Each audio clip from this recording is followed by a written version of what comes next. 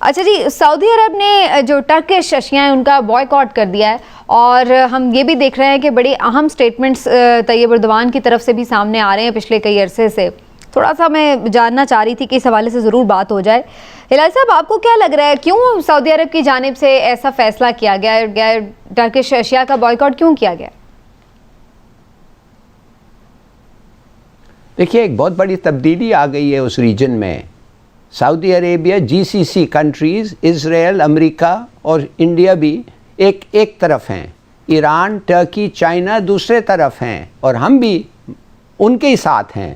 تو یہ ایک بہت بڑی تبدیلی آنی ہے. آپ نے دیکھا ہوگا کہ ایک جی سی سی ملک جس نے ہمیں کچھ پیسے دیے تھے، جب ہم نے کہا کہ بھئی ہم چاہتے ہیں کہ کشمیر پہ یہ ایک ریزولوشن ہو، جب نہیں ملا اور ہم نے کہا بھئی ہم چاہتے ہیں ہم کسی لوگوں سے بات کریں، انہوں نے جواب ان کا یہ تھا کہ فوراً ہمارے پیسے واپس کر دو، اور ہمیں ایمرجنسی کنڈیشن میں پیسے ان کے واپس کرنے پڑے.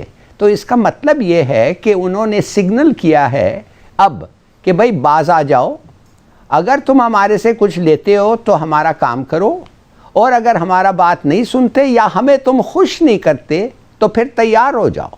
اب آپ سوچیں تو صحیح، ہمارے 8 ملین لوگ ہیں، 8 ملین پیپل ہیں جو کام کرتے ہیں. ہمارے ریمیٹنسز کو کیا ہوگا اگر ان کو نکالنے کے لیے؟ مگر آپ کو سوچنا ہے. دوسری بات یہ ہے کہ میں سمجھتا ہوں یہ ایک بڑا اچھا موقع ہے. ترکی اور ہم بہت نزدیک ہیں ایک کے.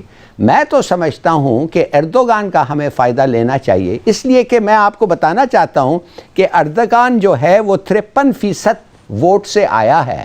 اس کا مطلب یہ ہے کہ 47% لوگ اس کے ساتھ نہیں ہیں ترکی میں. آج وہ پرائم منسٹر ہے ٹرکی میں، آج وہ ہمارا بڑی گہری دوستی چاہتا ہے. کیوں نہیں ہم اس کے ساتھ ڈیفنس اگریمنٹ سائن کریں؟ کیوں نہیں ہم اس کے ساتھ مل کے میرے خیال میں یہ سب موقع ہیں جو ہونا چاہیے. آپ کو کیا وجہ لگتی ہے؟ میں ان دونوں ممالک کا جاننا چاہ رہی ہوں. پہلے تو تصحیح کر دوں کہ وہ سعودی گورنمنٹ نے پابندی ایسی کوئی نہیں لگائی. چیمبر آف کامرس ہے جو اس کے سربراہ نے عوام سے اپیل کی ہے کہ آپ ٹرکش مصنوعات کا بائیکاٹ کر دیں.